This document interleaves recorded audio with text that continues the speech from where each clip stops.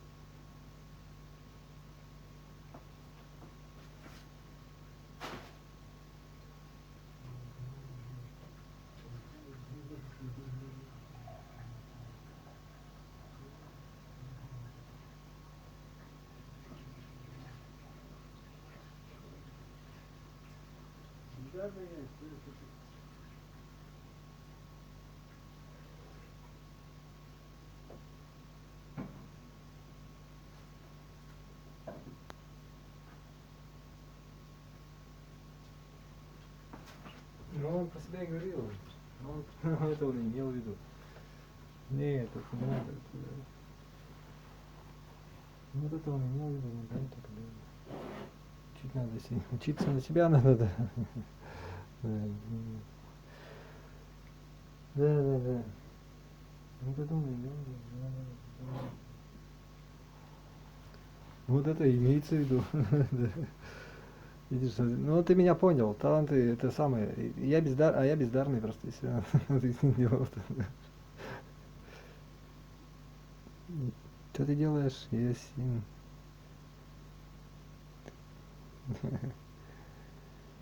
Ладно.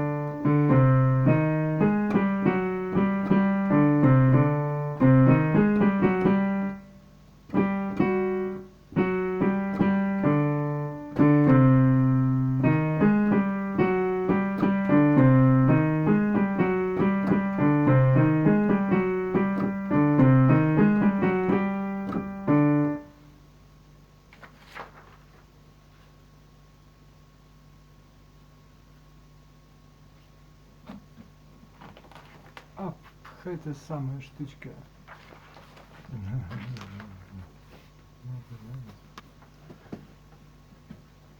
Нажимать качаешь.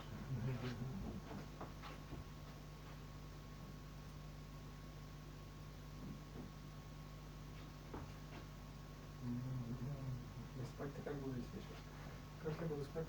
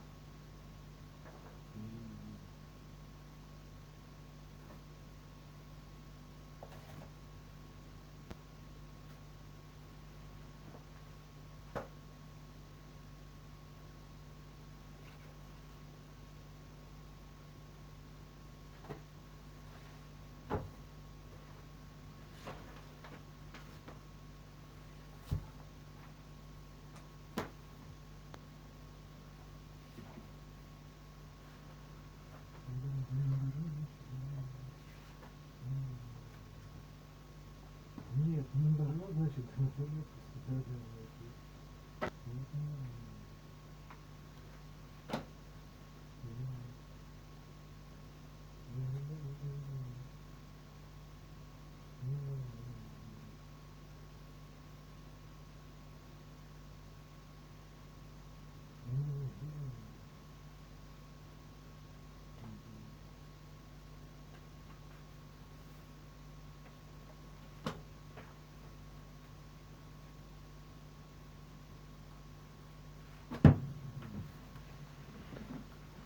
Кабулянскую будешь, да?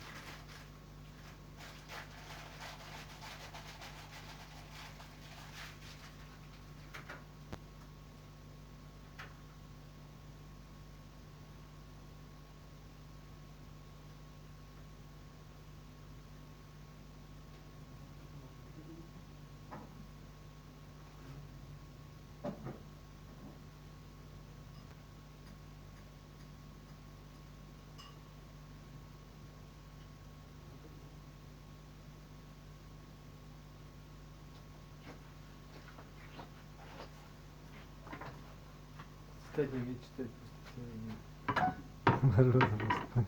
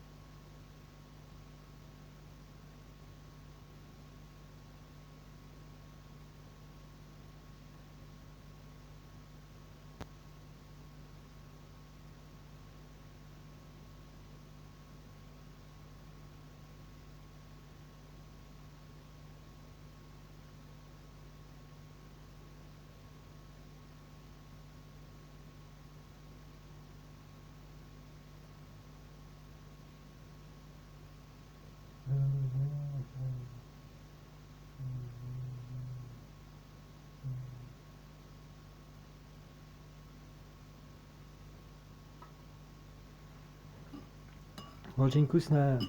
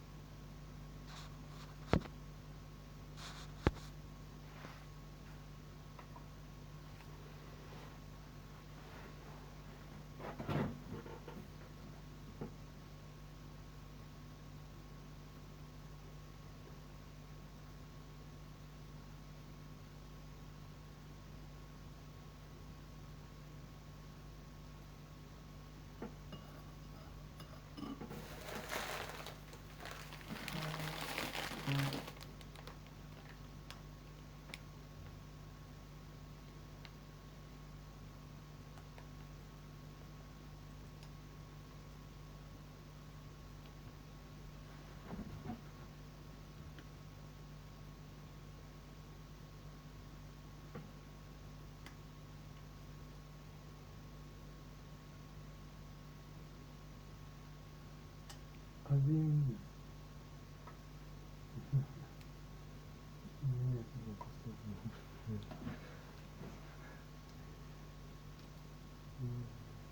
Когда он делает до семеров. Нет, нет.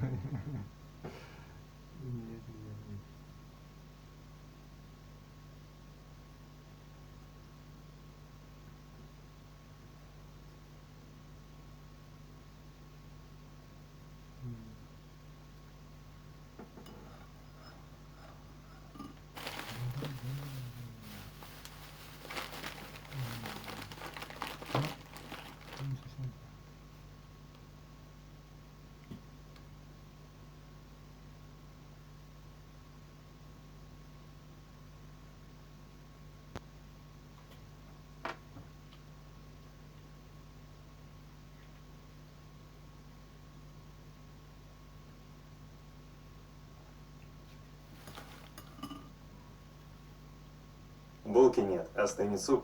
15 минут, и самокат уже тут.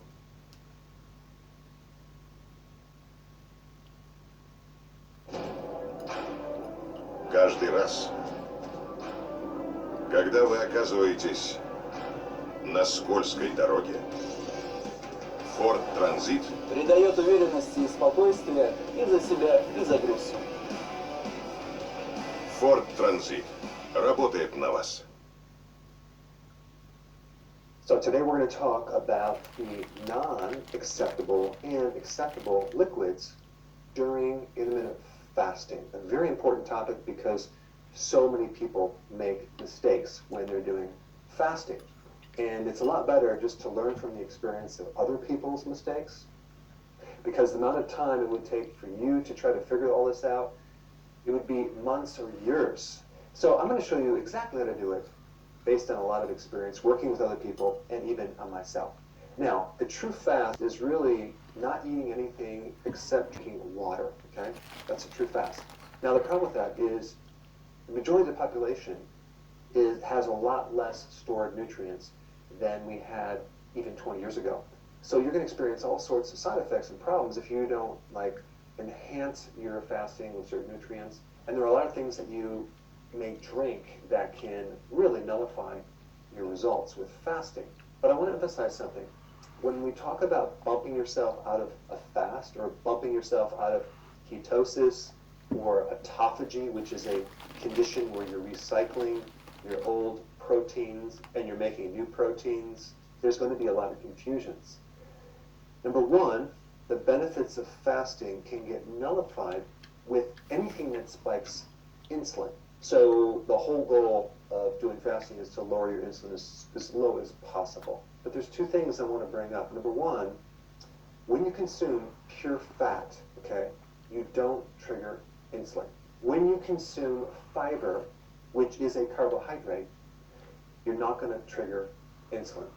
Your body is going to go after that fat as its primary calories before it taps into your own body fat.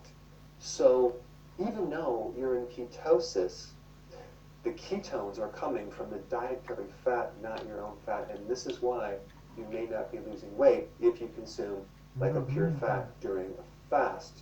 It's not going to increase insulin. It's not going to bump you out of ketosis, but it's just going to stop your weight loss. So I created this list, and we're just going to go through it. All right, number one, water. Is that acceptable? That would be a yes. Now, of course, there's good water and there's bad water. Tap water is just filled with chemicals. So if you need to get a filter, get one and start using it, because there are plastics, there are chemicals, there are hormones in the water supply, not to mention the toxic chemicals that they use to kill off germs and things in the city water. So just get a filter. Even if it's a Brita filter, it's better than nothing. Personally, I have a filter that pulls out fluoride, because if you're drinking fluoride, it's going to affect your thyroid, and also in the shower, all that fluoride just makes your skin, I mean, it can create all sorts of like red rashes and all sorts of issues. And you can simply just put a little attachment to your shower head and get rid of that fluoride. I'll put a link down below of a good shower head that filters out the fluoride. So spring water is the best. You can do bottled water. Pellegrino is a bit expensive, but it has all the minerals and it's naturally carbonated. Personally, I like carbonated water for some reason. It just is, I just like it. So I have a little machine that pumps in CO2 into water, and it makes my own carbonated water. But in general, water is not going to bump you out of ketosis. But I would recommend drinking a little bit more water when you're doing intermittent fasting. If you have a tendency to get a kidney stone, you want to be consuming at least 2.5 liters of fluid every single day, and that will really protect you. All right, now what about when we add apple cider vinegar? That's a definite yes, because apple cider vinegar will greatly help your blood sugars. It's an acid, so it's going to help your digestion. So you're going to just digest better. And even though if you drink it when you're not eating, it's still going to help your digestion. And I'm talking about the microbiome in your intestine. So it'll help that. It'll also help you absorb minerals. But the main thing it will do for you is help your blood sugars, and it'll help give you energy as well. So I highly recommend doing like a tablespoon in your water a few times a day. It doesn't actually matter when you take it, but just try it and see if you like it. And some people use a straw so it doesn't affect your enamel. That would be a good idea. All right, what about lemon juice in your water? Absolutely yes, because lemon juice has citrates, and citrates help to inhibit oxalates, so it decreases the risk of getting a kidney stone. And the lemon juice does have vitamin C, but only if it's a fresh lemon. If it's in a lemon concentrate, it's pasteurized. It's not going to have pretty much any vitamin C at all. So the goal is not to drink it for vitamin C. The goal is to drink it to help prevent kidney stones by inhibiting oxalates. And it's also good for other things too. It helps the liver, it helps the gallbladder, and it also has certain phytonutrients that help in other ways. All right, what about diet sodas? That would be a big fat no, because the artificial sweeteners, especially like aspartame, affects your microbiome, and that can indirectly affect your insulin levels and create insulin resistance, and that can actually cause you to put on weight. Now, if you're using diet sodas with stevia, that's a whole different story. Totally fine. Monk fruit is another good sweetener, as well as erythritol. All right, then we get to coffee. If you're just doing black coffee, it's not going to hurt you at all, so that would be a yes on the list. The only point I'm going to bring up is caffeine. If you're drinking a lot of coffee through the day, you're going to be and indirectly affect like nutrients that help in other ways. All right, what about diet sodas? That would be a big fat no, because the artificial sweeteners, especially like aspartame, affects your microbiome, and that can indirectly affect your insulin levels and create insulin resistance, and that can actually cause you to put on weight. Now, if you're using diet sodas with stevia, that's a whole different story. Totally fine. Monk fruit is another good sweetener, as well as erythritol. All right, then we get to coffee. If you're just doing black coffee, it's not going to hurt you at all, so that would be a yes on the list. The only point I'm going to bring up is caffeine. If you're drinking a lot of coffee through the day, you're going to be consuming a lot of caffeine, and that can inhibit your sleep cycles, which will then increase cortisol, and that will slow down your weight loss. So I would recommend only doing 1 cup in the morning, if possible. That's what I do, and my cup is actually pretty small. Of course, the coffee is strong, but it's a very small cup. I would definitely spend a little bit more money and get organic, because out of all the things that are sprayed with pesticides, coffee beans are at the top of the list. All right, then we get into this bulletproof thing. What is this bulletproof coffee? Well, they're adding butter or MCT oil to the coffee. And this brings up the point which I talked about at the beginning, where it's not going to bump you out of ketosis. It's going to bump you out of losing weight if you have a slow metabolism. But I do recommend bulletproof coffee in the very beginning while you start this program, because it's going to allow you to do longer fasting. And it has other benefits for your cognitive ability, because MCT oil and even butter will help you generate ketones for your brain, and it's going to help you with memory and focus and concentration. But as you get going and you're really starting to lose weight, and let's say, for example, you have a slow metabolism and things aren't happening, that would be one thing to go.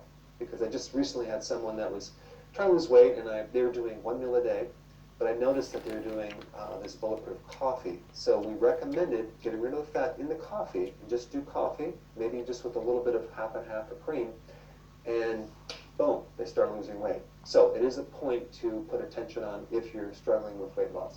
Now, if you're thin and you want some extra benefits with your cognitive function, definitely do bulletproof coffee. All right, now what about half and half versus cream? Now, half and half is half milk and half cream. And then you have whole cream or whipping cream. Now, half and half has maybe 1.6 grams of carbs. Okay, so I mean, it's pretty small, but it has some in 2 tablespoons, whereas whole cream has 0 carbs. So I would always recommend doing the whole cream in your coffee versus the half and half, but it's a real minor point, so I'm going to put it under the maybe category. But that being said, we're talking about such small amounts, and I rotate. Sometimes I use half and half, sometimes I use whole cream. All right, then we get to bone broth.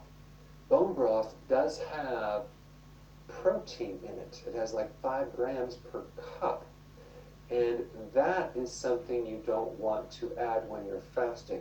So bone broth is under the no category. It's not a good idea. So it's definitely going to inhibit your results with fasting.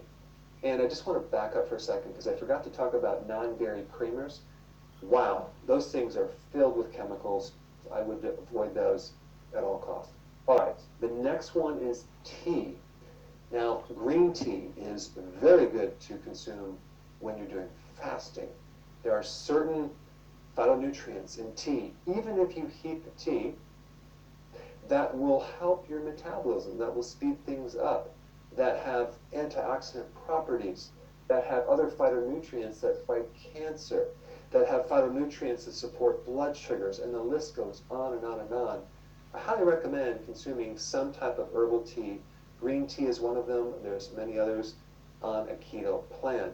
But just one point about that is that these teas sometimes have caffeine, so take that in consideration because that can start affecting your sleep, especially if you're sensitive. All right, next thing is coconut water. Well, coconut water has between 11 grams to, I think, 16 grams of sugar. So you definitely want to avoid coconut water. Some people drink it for hydration, thinking it's a great electrolyte drink, but it comes with a package. It comes with a lot of sugar, and anytime you eat sugar when you're fasting, you nullify the results for a good amount of time. Now, coconut milk also has some carbs, but it really depends on the type of coconut milk. The coconut milk from brand name Silk, that actually has 1 gram of carbs, so that may be okay. So coconut water is a no, coconut milk could be a maybe. All right, next one. Pre-workout powders that you would put in your drink, like branched-chain amino acids. Not good at all. We're talking about a protein. And this protein is not a complete protein. It's just amino acids, and you don't want to do that when you're fasting, okay? I don't recommend branched-chain amino acids. That will definitely bump you out of ketosis. It'll bump you out of fat burning, and it'll definitely bump you out of autophagy. And so even when you're working out, by consuming these amino acids or any type of pre-workout drink, either before or after your workout, is not a good thing unless it's just plain electrolytes with no sugar. Now, if you combine this low-carb diet with fasting and exercise, you're going to take your ketones to a whole new level. You'll definitely get in much deeper ketosis, and that will be a great goal. Now, what about alcohol? Okay, you've probably heard of types of alcohol that are so-called keto-friendly. They have no carb in them. Here's the problem. It's true that there's certain alcohol, unlike like margaritas or a beer that have carbs or sugar, that doesn't have any added sugar, but the alcohol itself really toxifies your liver, which is going to affect your fasting results and your ability to lose weight. Я не знаю, что происходит, но это долго. It's not a good idea in any amounts. I'm sorry. Now, what about actual milk? Is that keto friendly? That would be big fat. No, because milk, 1 cup, has like 12 grams of carbs and 0 fiber, which means we're talking about net carbs, which is way too high. But the fat from the milk, in the form of butter, as well as the half and half in cream, is a lot better. All right, what about electrolytes? Well, absolutely yes, if it doesn't have any added sugar. If it's sweetened with stevia or monk fruit, totally fine. But realize that sometimes stevia comes with maltodextrin, so you want to make sure it doesn't have maltodextrin or some other type of synthetic sugar. But electrolytes are essential when you're doing fasting. So is other nutrients like B vitamins and vitamin D and omega-3 fatty acids, because the last thing you want to have happen is run out of these nutrients when you're fasting and get dizzy or faint or feel weak. So the best video that you want to watch on that is right here on what supplements to take while you're fasting.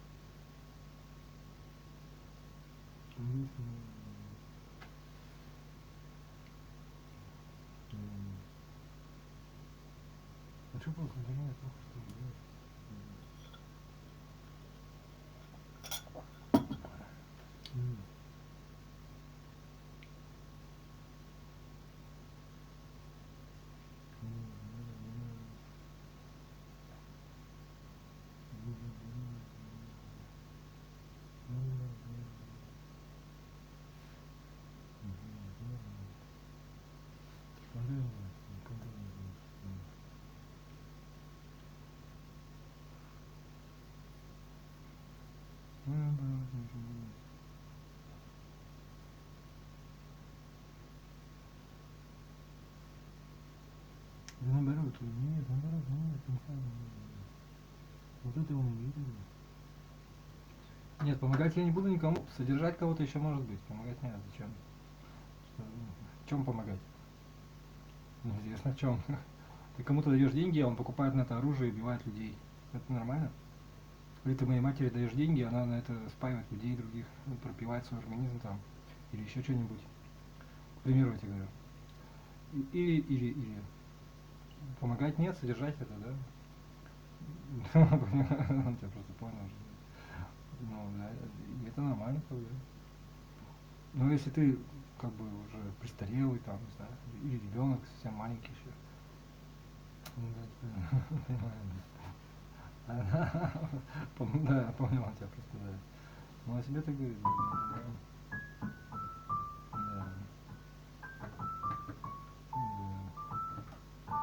Ну, наверное, не знаю.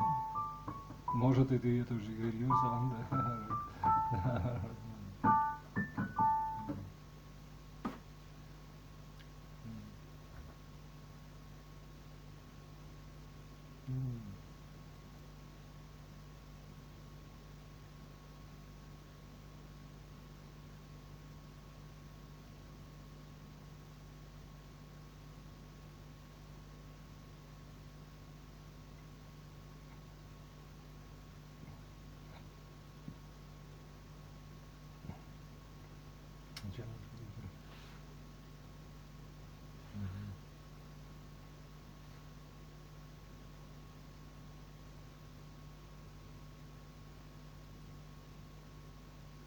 Good. Welcome to all of you. Happy New Year to all of you. And isn't it great to be back in Schermerhorn Symphony Center? I just came from there, and I've always loved that building, but I don't know, now I love it even more.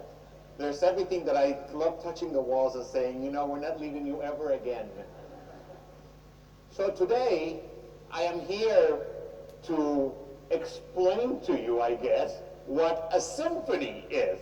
How many times we've attended concerts and we've seen performances of Beethoven symphonies and Haydn symphonies and Mahler symphonies and Stravinsky symphonies and Michael Dougherty symphonies, which we are nominated for 5 Grammys, by the way.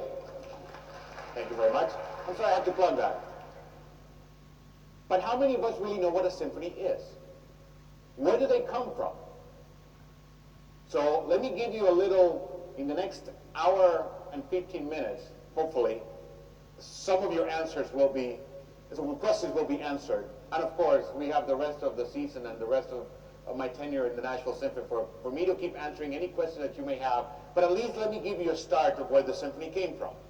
The symphony as a musical form is the most important, the most complicated and complex, and I think the more popular of all of the purely instrumental musical forms.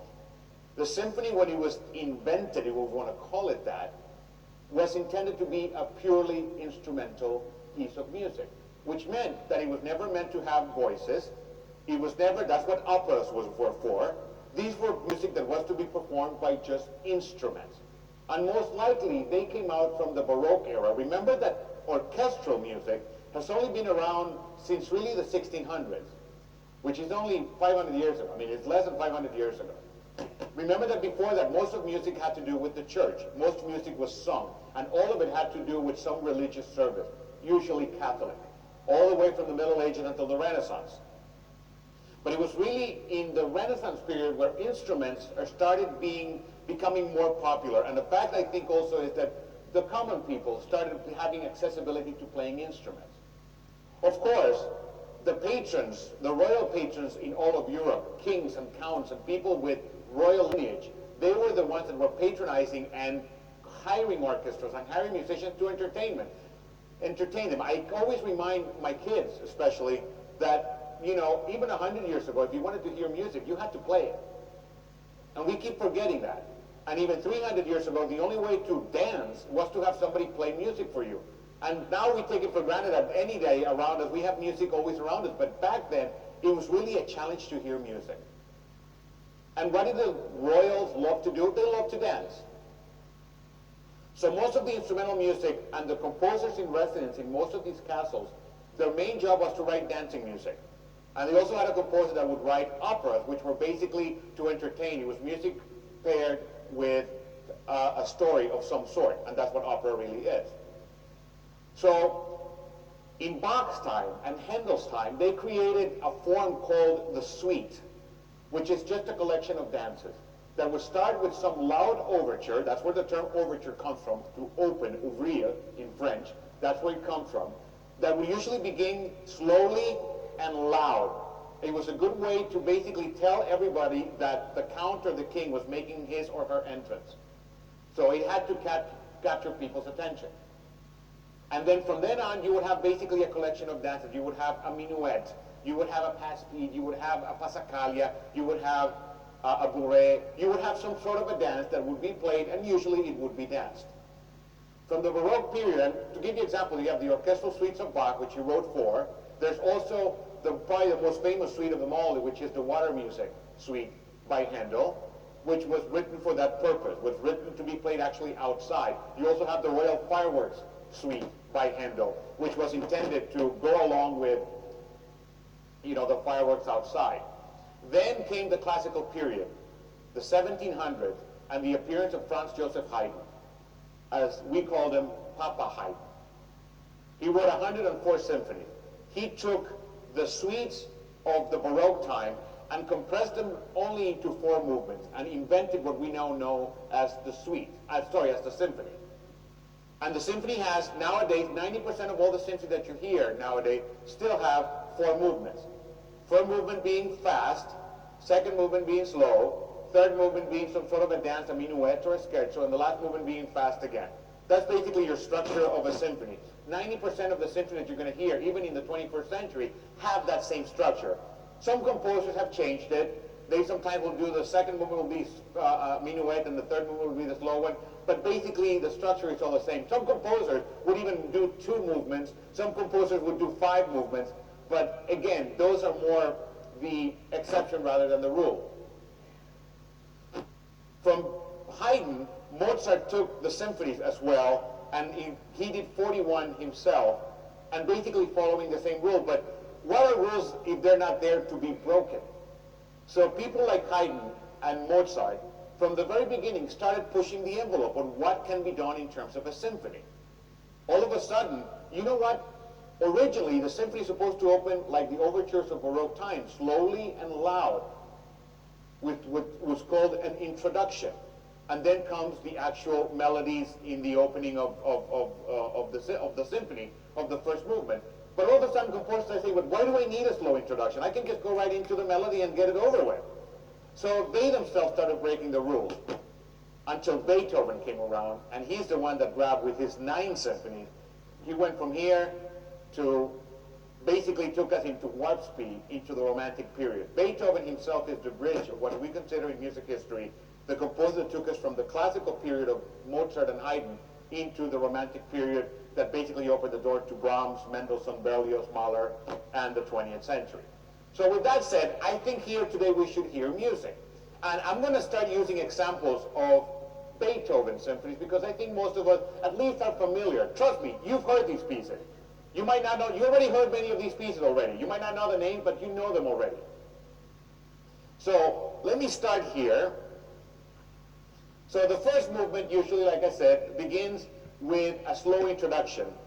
First movements are usually called sonata form. I have to remember, I hope I don't have any music history teachers here, but I'll hope to remember this from my own day in school. The first movement, it would usually be in sonata form. That usually begins with a slow introduction. Can you play the first track of that CD I gave you? So here's the first movement of Beethoven first.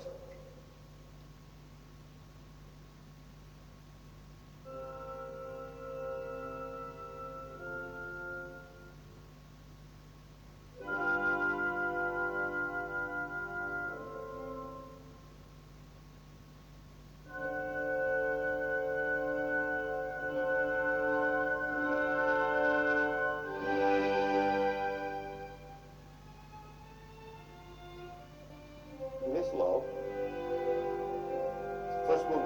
First Symphony, he's just learning the roads. His teacher told him, you're supposed to start slow.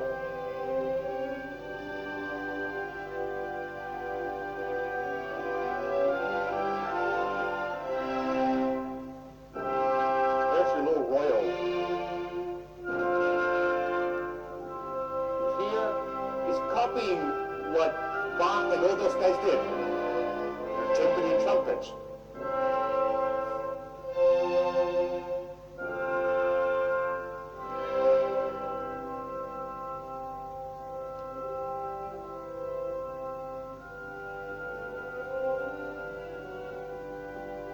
So from the introduction, we go into the exposition.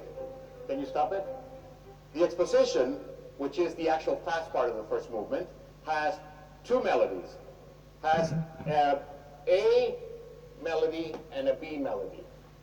So that's basically, again, these are rules that were somehow established during Haydn's time. That is how you write a symphony. But let's go back to what we were talking about, the introduction. So we already heard that Beethoven's First Symphony has what you expect, a slow introduction. Can you play the next track? Here's the Second Symphony. Let's see if he follows that same rule.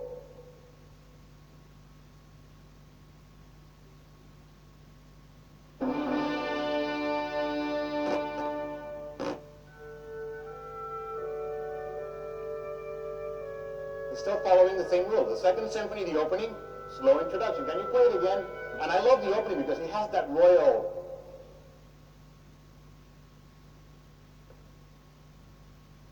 With the timpani and the trumpets. Again, it's intended to catch your attention. By this time, probably in Baroque time, people were hanging out, having their wine and everything, and this was the announcement, pay attention, the party's about to start. The king is, or the queen, or the count is making his or her entrance. So, Second Symphony of Beethoven, he's following the rule. There's a slow introduction.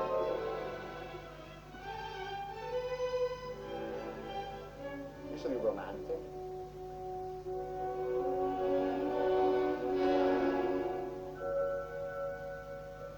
You hear that very much like very royal, very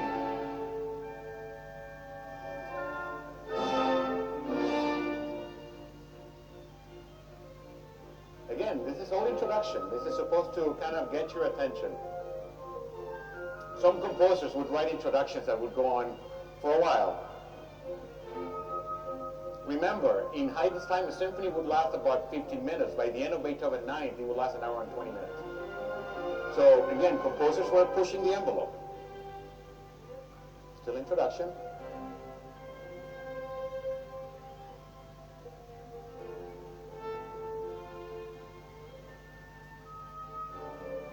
Here you're avoiding trying to stay awake as a conductor.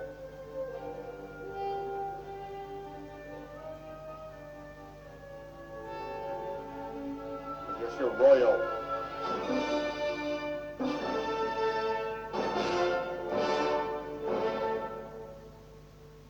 Introduction.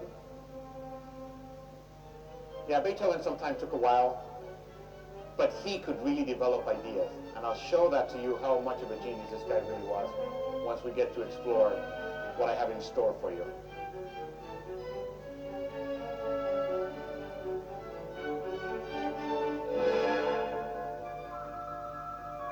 If you hear any Haydn symphony, Mozart symphony, 90% of them will have this slow introduction with the timpani.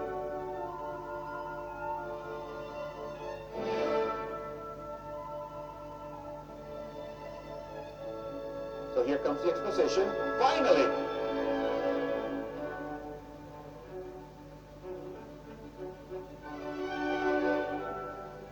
Is that fast enough for you? Okay, can you stop that? So now we know that Beethoven in his Second Symphony, he's still following. Okay, symphonies are supposed to begin with a slow introduction. Let's see what happened in the next track, which is the opening of the Third Symphony.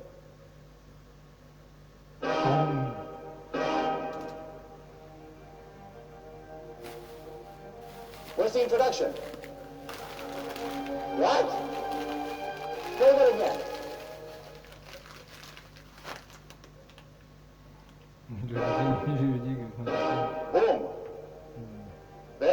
introduction. 2 notes. Теория себе. By this time, Beethoven is breaking the rules. Can you imagine being alive in the 1800s and you show up to hear the Third Symphony of Beethoven and already you've been trained that you're supposed to hear the slow introduction and he gives you that? You're completely freaked out. So the Third Symphony, we know that he's breaking rules. All of a sudden, no, we don't need this. Let's just go right into this. This is what people came to hear. The exposition, the right melody. Play it again. So no introduction.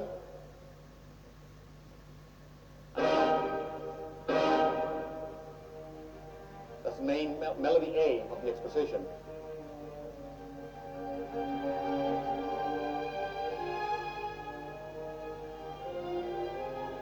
No time to get comfortable. Already grabs you.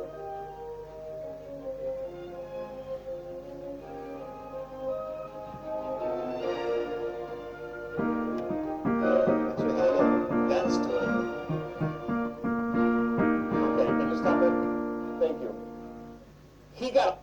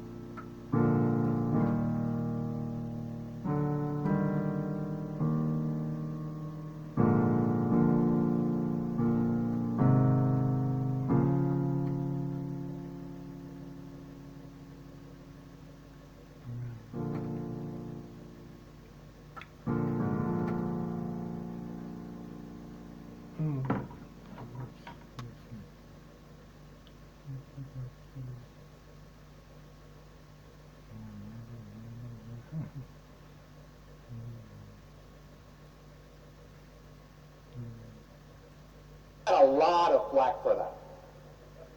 He was still a young, untested composer, and all of a sudden he writes, as you can imagine, the review the next morning. So let's see what happens in the next track, which is the opening of the Fourth Symphony.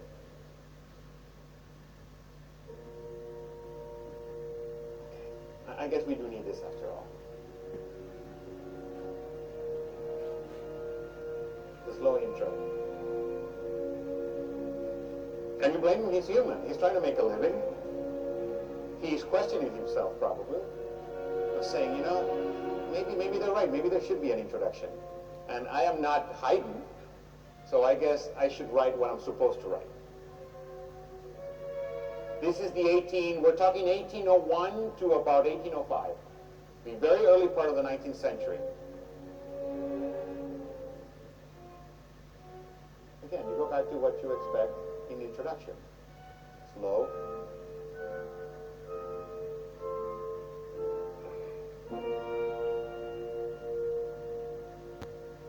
Yeah, Beethoven, I think, again, he's human. He has to make a living. He did get a lot of criticism for his Third Symphony, for removing, that was the least of his problems, by the way. The symphony went on for about 50 minutes, the Third Symphony, which is longer than any symphony written until then. So, okay, the Fourth Symphony comes around. Can you, you might want to put the next CD. So from the Fourth Symphony, Beethoven himself is questioning what he wants to do with the form of the symphony, how he wants to write it, what he wants to tell, how he wants to, you know, explore this art form, following the rules that I'm about to give you about the exposition sonata form. So with the Fifth Symphony, which we all know, he basically said, you know what, I'll just go my way. And from that point on, he never looked back. And he's really, and I chose to go through that one because that's the one symphony that I think we all know by heart, the four most famous notes in the universe. And that is a symphony that really indicated to all of us that the classical period is now behind us, and that now we are into untested territory. We're now in the Romantic period. And from here on, Beethoven is going to break every possible rule imaginable and make it possible for people like Stravinsky to write his Rite of Spring. He's going to make it possible for Berlioz to write his Symphonie Fantastique. He's going to make it possible for Brahms to write his symphony, his 4 symphonies. All of a sudden, and unfortunately for every other composer, the fact that Beethoven pushed the envelope and did it in such a brilliant way made it impossible for any other composer to live up to his expectations. After Beethoven died, nobody wanted to write symphonies because nobody could live up to that. Everybody after he died would come up and say, oh, I wrote a symphony. They say, well, it's cute, but it's not Beethoven. They would literally, any form that Beethoven championed, the string quartets, the symphonies, the piano sonatas, they were so perfect that people, when the other composers like Schubert and Mendelssohn try to do it, they would come up to them and say, yeah, it's cute, but it's not Beethoven. So Beethoven really made it almost impossible for the composers that followed him to be able to achieve their own glories. And it took almost 30, 40 years after Beethoven's death, when Brahms came around, when it was okay to get back into the water, and writing symphonies was acceptable again. And Brahms opened the doors for Mahler and Bruckner and all the other people that came in the late part of the 19th century. So let's hear the 5th symphony of Beethoven. And you tell me whether there's an introduction or not.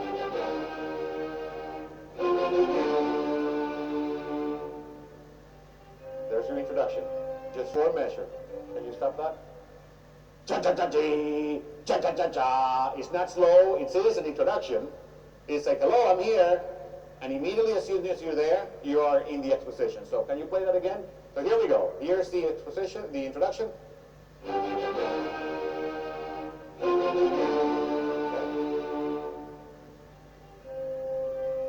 Melody A.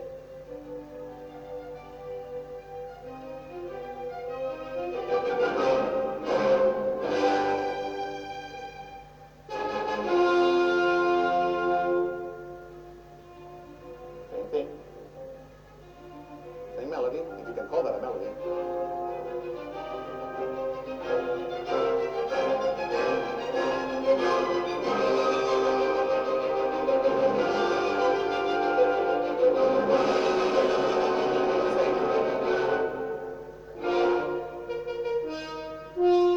Something new. Melody B. You hear there's no more cha-cha-cha-cha? More romantic.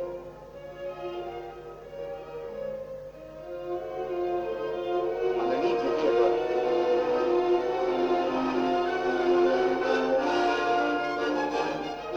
There is something like a melody, something also new. Still part of the exposition.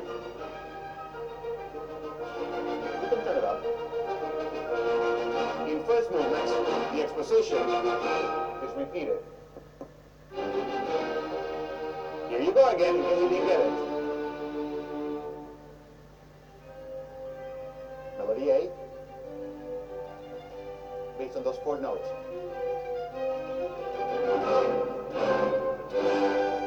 Puts it upside down. It's the same 4 notes.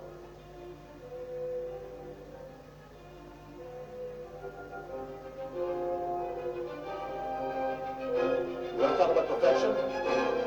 4 notes.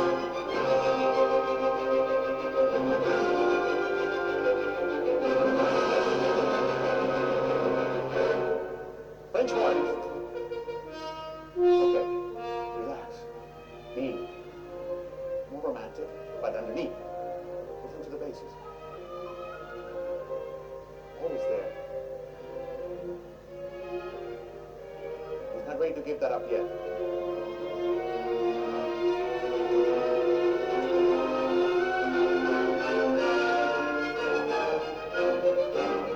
Combination of the both.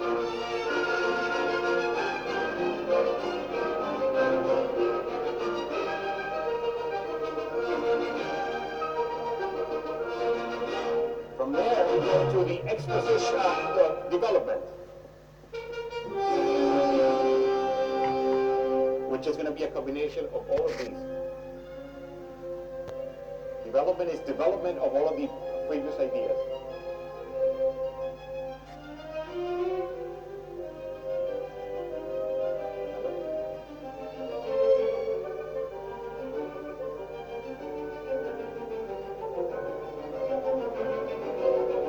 Hear those 4 notes?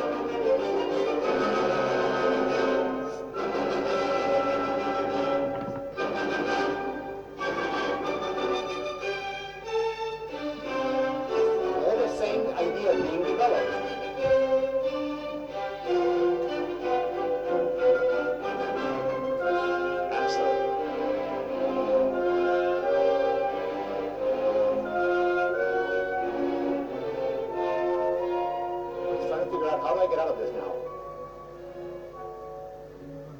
You have to get out of this somehow. Because after the development, you go back to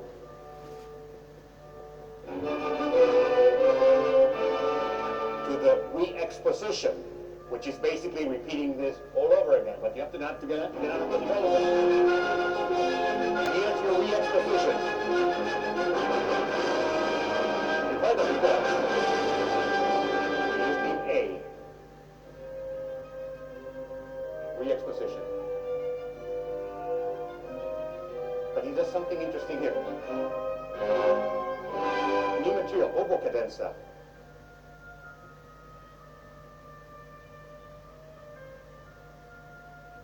Still part of the re-exposition. Brings the whole piece to a halt. And then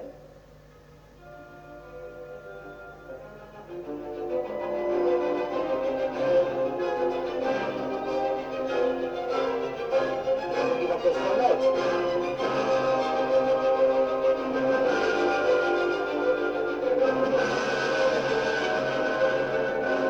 Bassoons.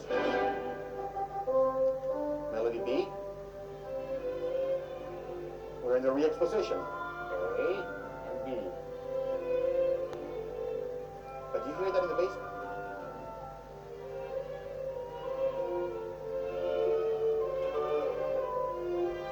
It's genius.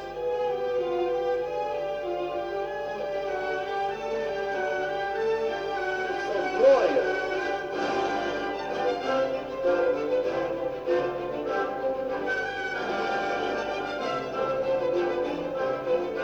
Here comes again.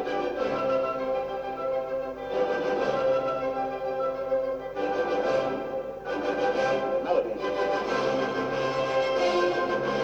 Composition. Itself.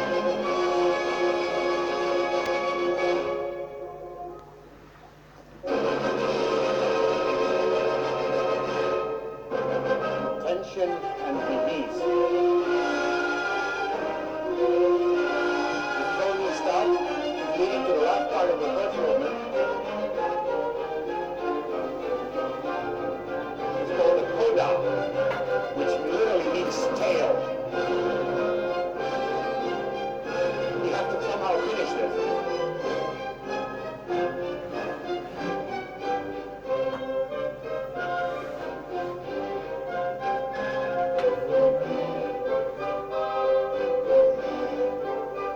The combination of these two, A and B.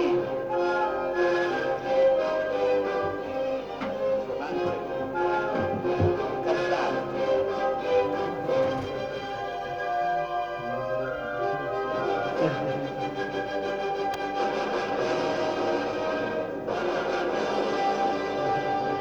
Finally releases you.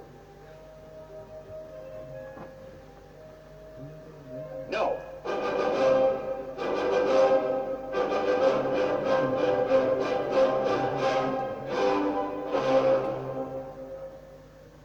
So,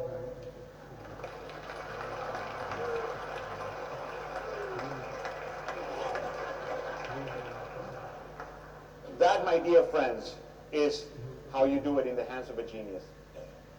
Imagine what it's like to grab just four notes and be able to do that with four notes. And by the way, this is only the first movement of the symphony. There's three more to go, where those notes are the most important thing. Beethoven was the best at developing ideas. He wasn't the best at writing melodies. He wasn't the best at making sense of many things. But when it came to grabbing one idea, something as simple as pa-pa-pa-pam, and making it into that, there was nobody like him, and there hasn't been anybody like him. Mozart could write melodies just like that. And with Mozart, you hear the same thing. You hear the flowing production and the high concentration. You hear the A and B, maybe a third melody in the exposition. You hear the development, which is basically a development of all of these ideas somehow. And then you hear the re-exposition, which is again the presentation of the exposition. And then again, somehow all of these things have some sort of a bridge that connects them. And then you get to the coda, which again just literally means tail, is the end of the movement, and then you finish it off. Very simple in its structure when you think about it. But to be able to do something like that with a movement that is so well known, I bet you none of you realize how perfectly this piece is put together. Did you hear those three notes is relentless? And even when he brings in a new melody, you always hear underneath this constant shark in the water, reminding you that, you know, this is the most important thing. We're going to give you another little cute romantic melody so you can cry, but no. I think now that we know this, you want to hear that first movement again? Now that you know what to listen for? Well, let's play it again. No introduction, you already know that.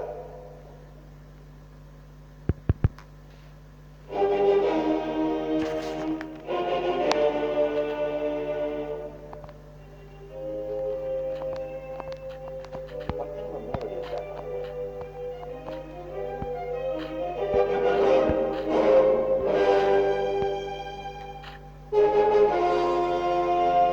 Powerful. There's nothing else. It's the same thing. There's nothing else.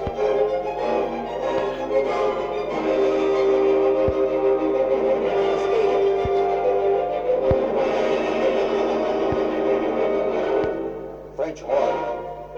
Now relax. Read it. Да нет, ну да ладно.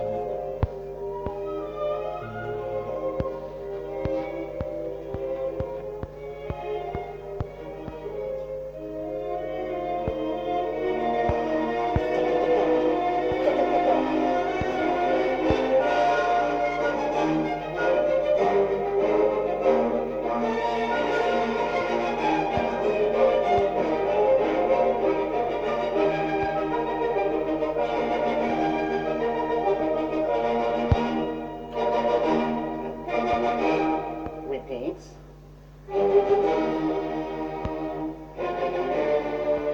Most conductors don't like to take the repeats. You have to. Most conductors like to save time. You always take the repeat.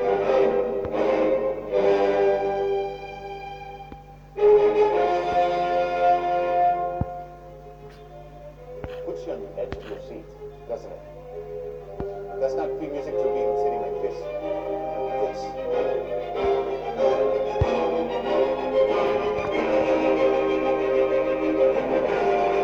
the picture of the man.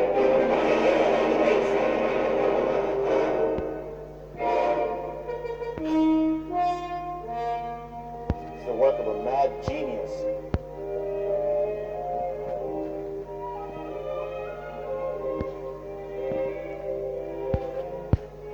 But he can be cute. He can be romantic.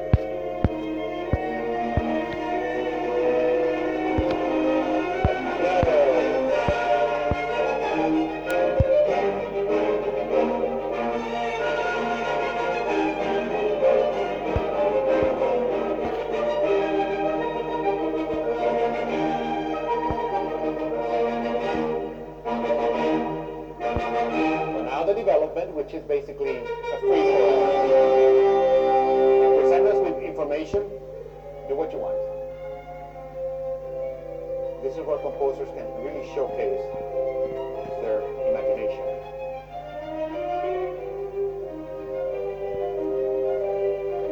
Still there, you hear it?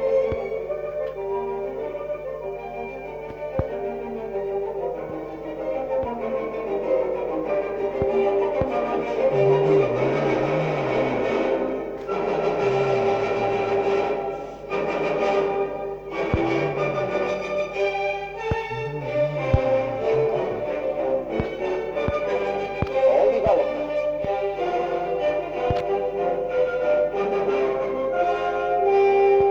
Letting his imagination run wild.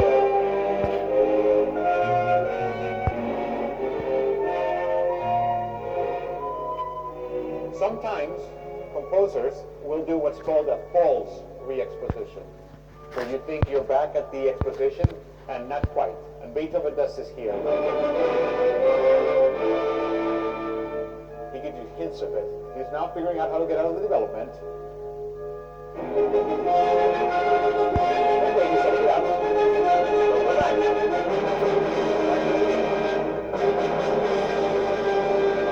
Are we really?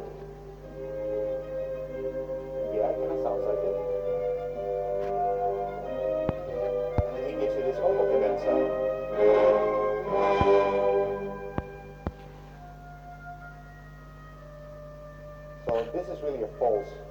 He's lying to you. Now to step back into the exposition. That we've heard. That we've heard.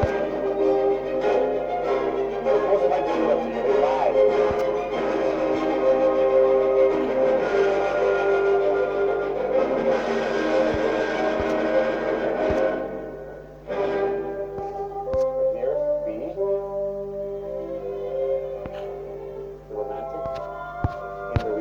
But do you hear that in the back? The timpani.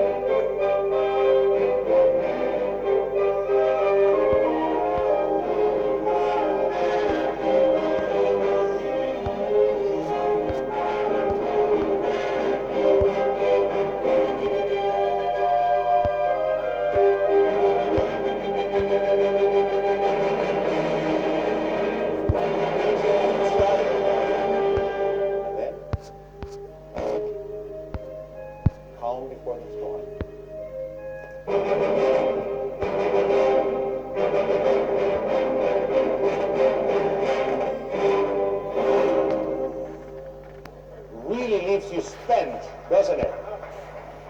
When you hear this music from top to bottom, when you hear any symphonies, you have to listen to all the inner voices. And that's the job of any conductor or any artist. You have to make these things clear to you. I bet you knew, I mean, you love the piece, but I bet you now you love the piece 50,000 times more because you now realize how much of a true work of genius this is. This is not just a bunch of notes put together one on top of the other. And that's why we don't hear of people like Salieri. They would write symphonies following this, but it would be kind of like sticking to the rules. They never broke them, and he was pretty much what anybody else would write. See, Beethoven and Mozart and Haydn and the real great composers, they would grab this and just